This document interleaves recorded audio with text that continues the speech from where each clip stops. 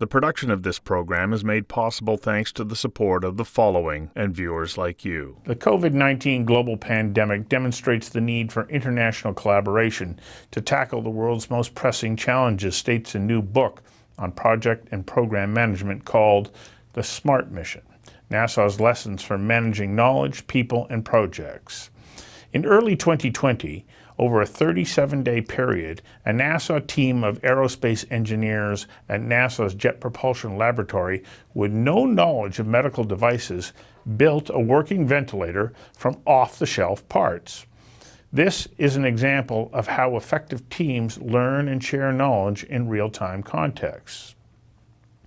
One of the authors of the book is Ed J. Hoffman, who was the Chief Knowledge Officer at NASA, a position that was created after the Challenger shuttle and Hubble telescope failures. Fast forward to now, and the book states even more so, there is this incredible urgency. The social dimensions of knowledge and the need for people to collaborate will remain constant as projects become increasingly complex and pose technical challenges that we cannot anticipate. That's because complex challenges require complex teams in multiple disciplines over multiple jurisdictions and cultures, all coming together to find solutions. Solutions, Ed Hoffman says, are possible to achieve if and when knowledge and trust take precedence over information as the team's core approach. The International Space Station, even though it was exited by Russia just the other day, stands as one project that is a collaborative project that crossed cultural, political, and international boundaries to become a remarkable success. I invited Ed Hoffman to join me for a conversation that matters on how and why NASA was able to accomplish the impossible and how that insight can help you and your team conquer the seemingly impossible. Mr. Hoffman, welcome.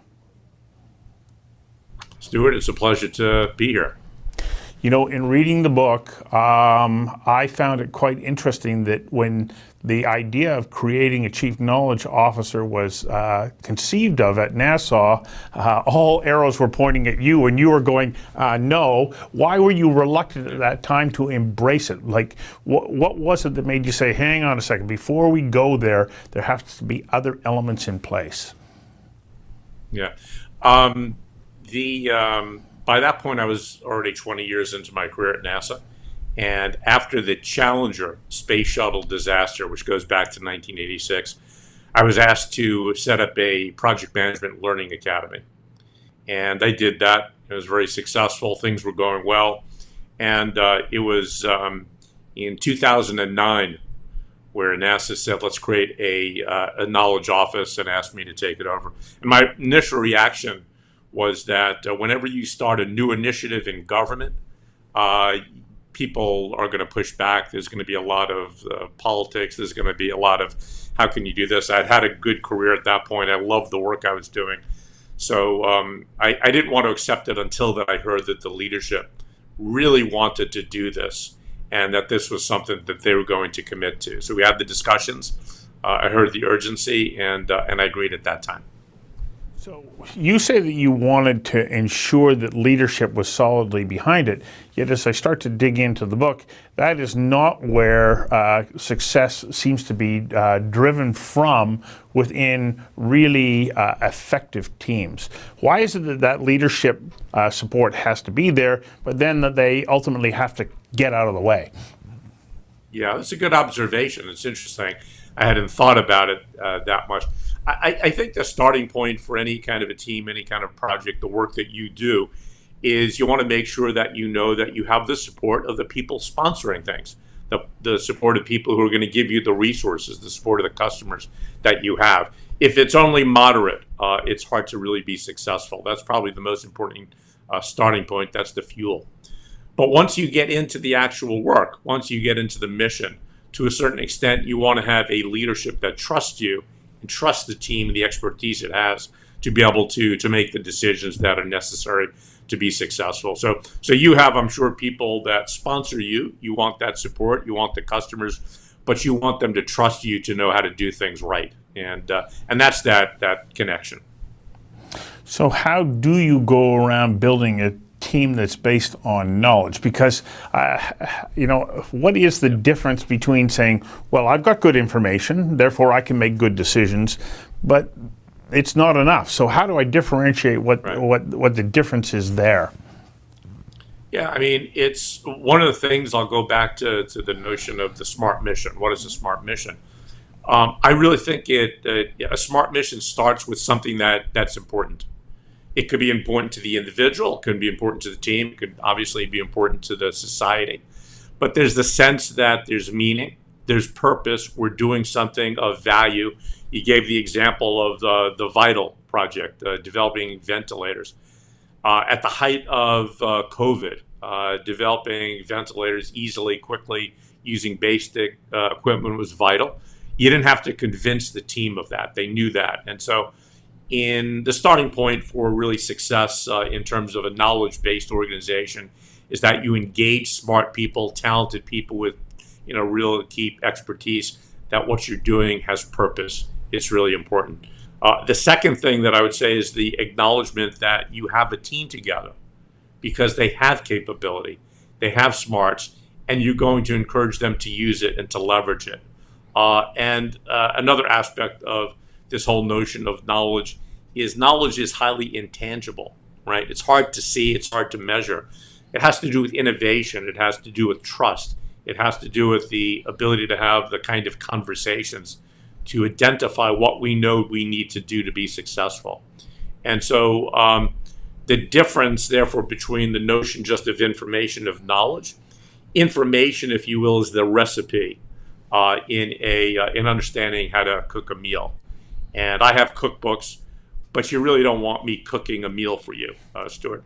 The knowledge is really having the experience, having the understanding, really doing things over a time so that you get good at cooking and you experiment and you can adapt and you enjoy it. So you become very, very strong at it. And to take it further, wisdom is marrying a good cook. I got to hang on for a second while we take a quick commercial break. We'll be right back. The production of this program is made possible thanks to the support of the following and viewers like you. And I guess that it plays itself out in team management as well. You as the, let's say, the project lead, you have to have the wisdom to be able to identify and then recruit the appropriate team members. How then, like you talked about purpose, how do you generate purpose? So many people, they go to work to make money, to make a living, to support themselves and their families, and they're going, that's why I'm going to work. But you're saying, no, I want you to have a sense that you have a higher purpose. How do you create that sense within a team? Yeah, and one of the things I like about this question is that one of the things that I was told throughout my career when I would talk or when I work with leaders is, Ed, you work at NASA. Of course you have a cool mission. You're going to the moon. You're going to other planets. We moved to a new location recently. We're in a new community. And one of the things that I really wanted to set up was a room, a man cave, if you will, with a really nice big screen TV, wonderful sound system. And I found these two young guys who this is what they do. And when I first spoke to them, they communicated clearly this is what they love doing. They guaranteed that the work would be, to something that I'd be very happy with. When we talked about the desires, they came up, they listed what we would see, what the outcomes would be. They asked me, are you going to be happy with this? As they were designing it, I could hear them talking from my office. You can hear the excitement. So you get that from a good person who's putting in your entertainment unit. I bet when you go to your favorite restaurants, one of the things you like is you probably have people who work there who seem to really enjoy cooking. They may tell you what you should be ordering, but there's a sense that what they're doing really has purpose for them and the clients who come in there. So big misconception is that you have to be at a NASA, you have to be at a major entity like a Google or Amazon to have this sense of mission. The reality, I think it's even more common from small businesses and from individuals who are running their own kind of firms because you own it, right? You own conversations that matter. It's not going to be as important to anybody else, and so that comes through, and that's the notion of I think this sense of team, trusting the team, building the team. It starts with a sense of purpose.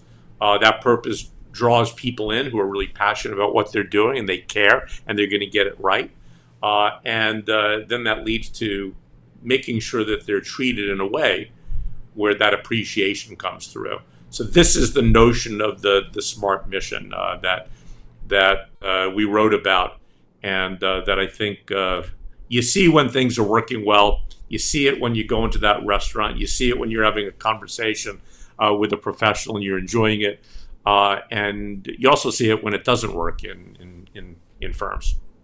So one of the challenges as I'm listening to you, I'm thinking, okay, I'm recruiting my team. Do I only look at what their credentials are, what their grades were, or do I put a healthy dose of, or maybe even a bigger reliance in, how do they demonstrate their passion for what it is that they are wanting to take on? And how do you differentiate between the two? Because one, you can look at a list of, well, there's, your exam scores and so on, and the other is instinct. Yeah, I feel like I must have been talking to you for a long time, because one of the questions that I would get from people who wanted, when I was running the NASA Academy, what do you look for, Ed? And I would say two things broadly. One is I want to have competence in some aspect. There needs to be something that you can do to contribute to what we're trying to accomplish. And it takes a lot of skills to be successful in what we do. So start with what you're good at. Make sure that you have expertise. Make sure that you can bring an honesty to what you do well and what can't. The other thing, which I think is even more important, is that sense of passion. I love people who love what they're doing. If people are working with me, I want them to really have that sense of passion that we called it at NASA 110% commitment. This is the sense you're working a project. You're going to have problems. In what you're doing, I don't know you that well, but I bet in terms of doing the work, there are problems that always come up. There's technology, there's lighting, there's issues that take place. So you want to work with people who it matters to. And that to me is that important passion ingredient, and that's when you get to work with people at all different levels who really they enjoy what they're doing, it typically connects with the fact that they're very good at what they're doing because they put in the time to be right about it. This is our second break. We'll be back in a moment.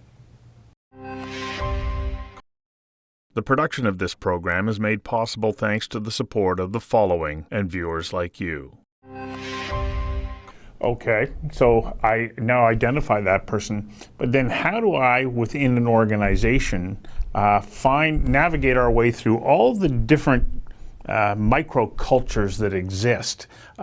Yes, you can have this team that's dedicated to taking on this big and very important task, but there may be other people within the organization who are going, well, I don't care, or I wasn't picked. We haven't done it that way. This department is in conflict with that one. How important is cultural and organizational knowledge in being able to create an effective team that's going to address a big, complex problem?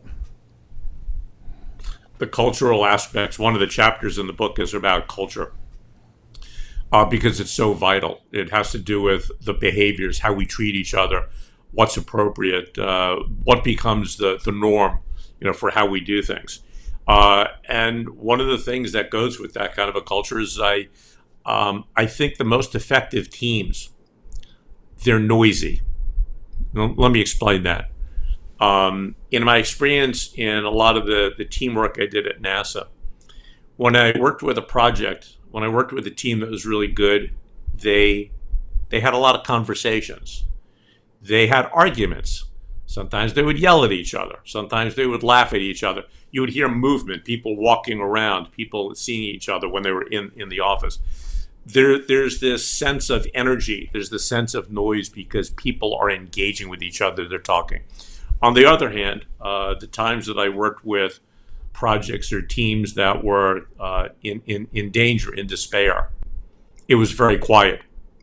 As humans, we don't talk, unfortunately, when things are going bad. You think about a relationship.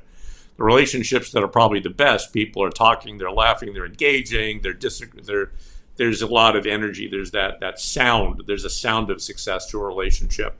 And when things aren't working, unfortunately, there's not that conversation. So to me, the starting point for this notion of what we're talking about here is you have to nourish the team so that it's encouraged to talk. It's encouraged to disagree. We get better because we learn from each other. When we first started here, I got online and I wasn't properly dressed for what we were doing, and you were honest in terms of, hey, different kind of a thing we're going to do right now. And so it's important to have a sense of how we do things and to have those standards and be honest with each other and enjoy the conversation, enjoy the disagreement, and the arguments leads to laughter, and the laughter leads to a sense of humanness. And this is when talented people are very good at what they do. So that's one of the things. I'll give you a quick story from my example at NASA. After the Challenger disaster, and this dates me, but 1986, one of the tragic events in NASA history was the loss of the space shuttle Challenger, 1986. A few years later, I was asked to establish a NASA Academy. How do you get people at NASA to learn, to share knowledge, to create it, to work effectively together? And one of the individuals I asked to talk at the time was an individual named Jerry Madden. And Jerry worked at the NASA Goddard Space Flight Center. He was considered one of the best project managers we had. And he agreed as long as he didn't need to wear a tie and as long as he wasn't going to use any slides.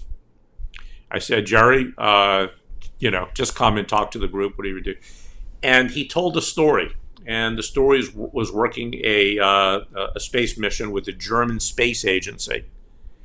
And he said one of the things that they noticed is that when they went to Germany for the reviews and the design meetings, they would always have a dinner celebration together. They would eat, they would drink, they would socialize. And they hadn't done that. They hadn't reciprocated that. So on one of the meetings, they were getting ready to go out to Germany. And Jerry said, look, the next time we go out there, we're going to sponsor a party. We're going to have a good old-fashioned American barbecue. We're going to get the best meat we can get. We're going to bring the best barbecue sauce from Texas. And so they did that. They had this event. They had this dinner. They had this party, this celebration. As it happened, a few days later, one of the systems on the satellite that was being developed had a minor problem that broke off. His project was too small to move up in the queue to get immediate help. And the original estimate was going to be beyond a time frame that they needed. But while he was talking, one of the technicians attending that party heard and said, "Isn't it the barbecue people?" And he's told, "Yeah, it's that mission." And we went to the barbecue party a few nights ago. And the individual said, "Let them know that over my lunch break that's coming up, I'll stop and we'll put together and fix the harness." And Jerry turned to the group and he turned to me and said, that basically is project management. It's all about the relationships. It's what a little barbecue sauce can do to work effectively together. And so this is this notion of nourishing the team, which is a key element of a smart mission. Third and final break. We'll be right back. The production of this program is made possible thanks to the support of the following and viewers like you. You reminded me of a conversation that I had with Perry Bellegarde, who was the national chief of the Assembly of First Nations in Canada, and I had him on as a guest. And he said something that in my conversation that I wrote down and put on my wall, and I think that he's absolutely right. He said, if you can't build relationships, you can't build anything. Isn't that great? That's it. Yeah, it is. You know, And you know, I tell you, that's the thing that I learned at NASA. It's all about the relationships. So one last question. I know I'm not even getting to the International Space Station because we're going to run out of time, but one last question here, because I think about the way in which we have moved forward. We didn't launch first rocket into space complete and whole and perfect the very first time that it lifted off. The development of accomplishments in the human experience has been by trial and error. I'm reminded by Asimov's line, it's not some great eureka moment. You usually go, that's odd. And it leads to something else. How much does the team have to have a willingness to know we have to go through that trial and error process, and getting there is an iterative process? I think it's vital. We're asked to do hard things in terms of life. If at this point, if it's easy, it's going to go into a machine or a computer, right? To repeat it. So that's part of it. And one of the things, again, I learned in my experience all over at all organizations is that people struggle, but that struggle creates the meaning. I used to joke with the engineers at NASA that one of the things I love about engineers, project people, and scientists, they like problems. And if you give them problems, they get happy and they're excited. So I had NASA doing my homework for 33 years. When I needed a course, I would turn to them. What do we do? And that's true. I think struggle creates a sense of meaning for a team. And when teams and people come together to take on shared struggles, it creates a shared meaning, and it creates a strength. So I think you see this in all over. We see it in sports, that there are teams that when things are going well and things are easy, they're successful. But things get difficult and they come apart. And there are others that just at the point things are getting difficult, they take it to another level of excellence. And I think this is that ingredients of that sense of what we're doing really matters. We have a sense of trust for each other. There's psychological safety, so we can talk, we can be honest with each other, we can improve, we want to get better. There's the sense of finding knowledge is nothing more than finding expertise. And we didn't get a chance to talk about the space station, but again, that was a situation of 19 different countries coming together, including Canada, a major partner of the Canadian Space Agency, coming together and figuring out how do we do this hard thing. It's technically hard, but now we have to work across many different languages. We have to figure out how to deal with different cultures. Well, I love the focus of the book because it doesn't give a prescription on how you're supposed to solve particular problems. It says this is how you build the team, and then the team figures that process out. And I think that those are the kinds of leadership books that have great value. Thank you for writing it, first of all, and thanks for coming on the show and sharing some insights from it to our audience. My pleasure. Thank you very much, Steve.